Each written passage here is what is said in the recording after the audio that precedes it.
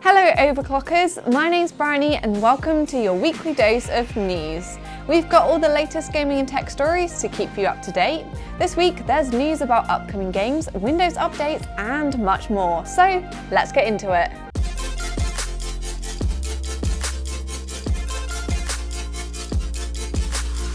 Kicking off the episode with the gaming chapter, our first story is about Resident Evil Village. We reported last week that Capcom was planning to allow access to the multi-platform demo for just 24 hours. However, thankfully, they realised that gamers do actually have busy lives with other responsibilities.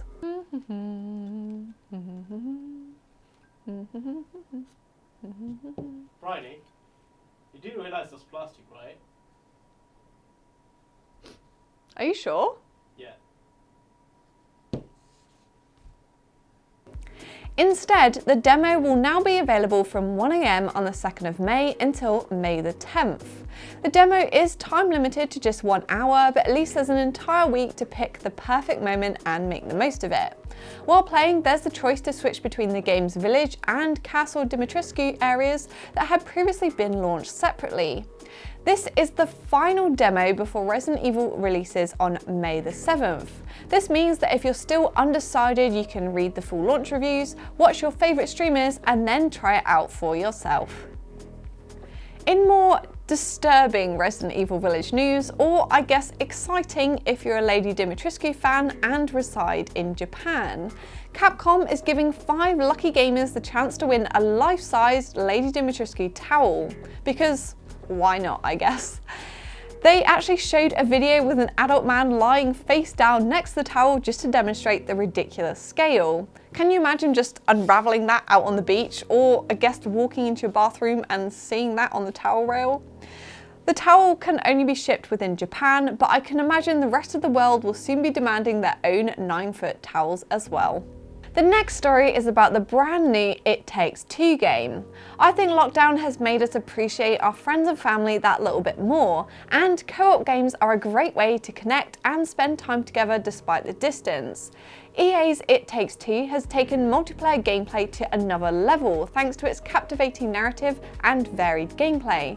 This story-driven title can only be completed by working with a friend via split screen, and it's just passed a huge milestone. The developers, Hazelight Studios, announced on Twitter that the game has sold over 1 million copies and it's still going strong.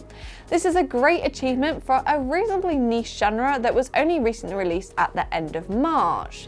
If you're looking for something humorous to play with a buddy, it's well worth checking out.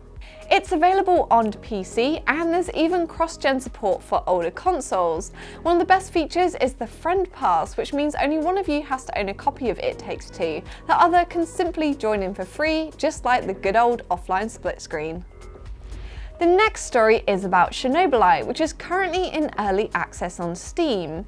In a recently released trailer, the developers revealed the game will exit early access sometime in July 2021.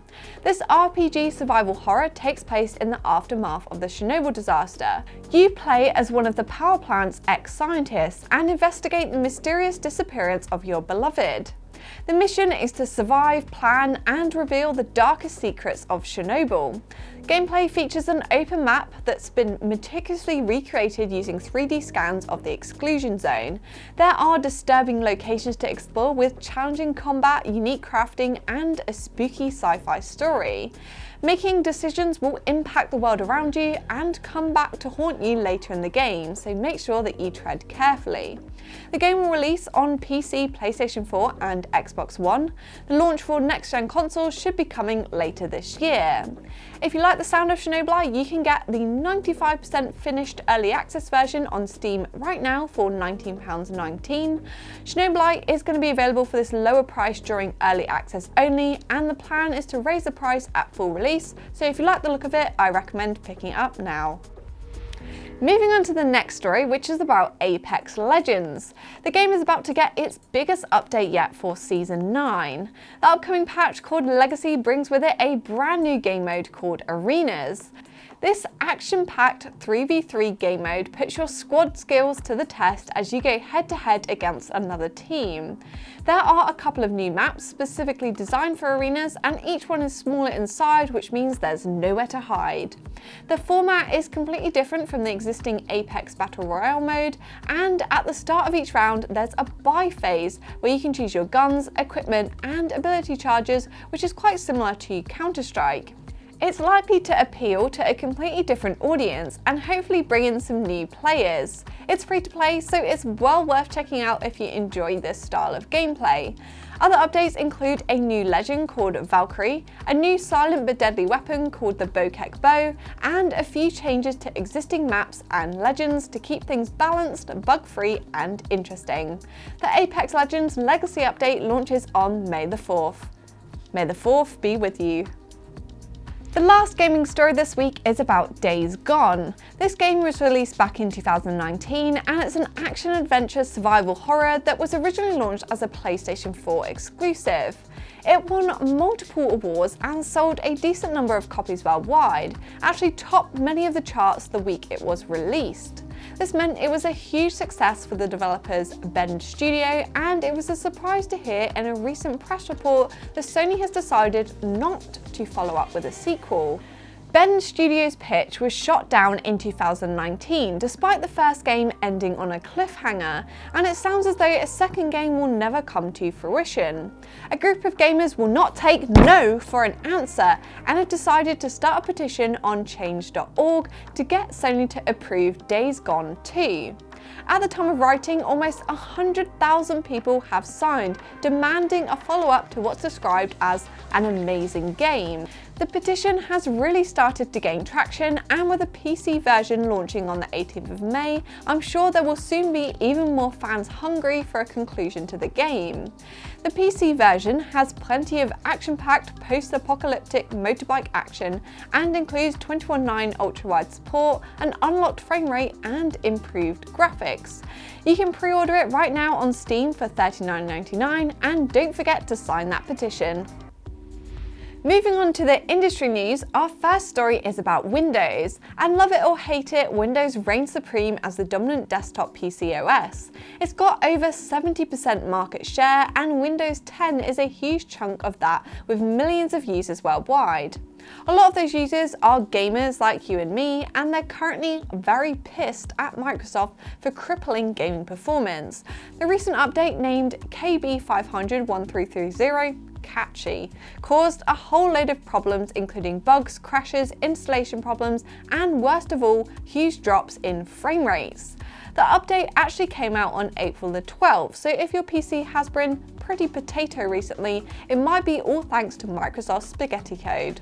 Finally, after a couple of weeks of sticking their heads in the sand, Microsoft said, a small subset of users have reported lower than expected performance in games after installing this update. Most users affected by this issue are running games full screen or borderless Windows modes and using 2 or more monitors.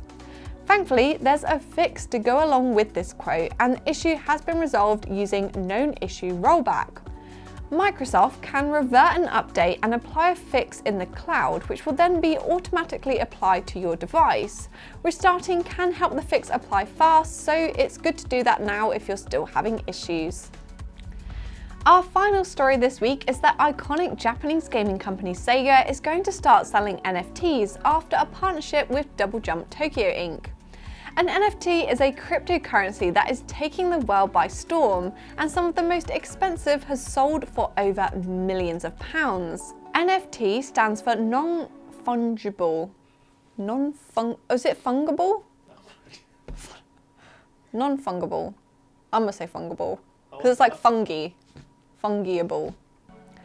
NFT stands for non-fungible token, which essentially means unique, one of one, and irreplaceable.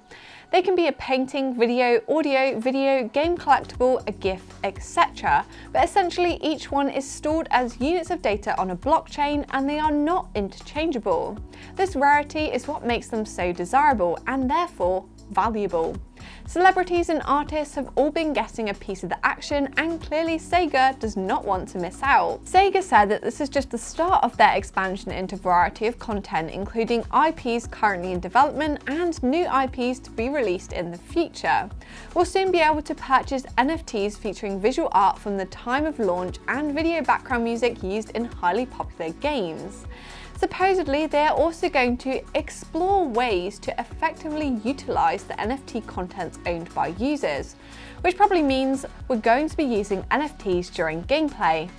This does seem like an elaborate way of selling future DLC, but at least it's something unique that you can trade on if you wish. Fans of games like Sonic the Hedgehog aren't particularly happy about this announcement. Although it gives them a chance to own collectible game memorabilia, many people are worried about the environmental impact. Sonic is a character that's been used to help educate people about the human impact on our planet, and this seems like a huge jump in the opposite direction. Blockchain is known for eating up energy at an alarming rate, and we'll have to wait and see if SEGA reconsiders or goes ahead with their plan. Thanks for watching this week's episode of Overclockers News Weekly. Let me know in the comments below if you're going to be trying out any of those new games. Remember to like, subscribe, and press the bell icon so you don't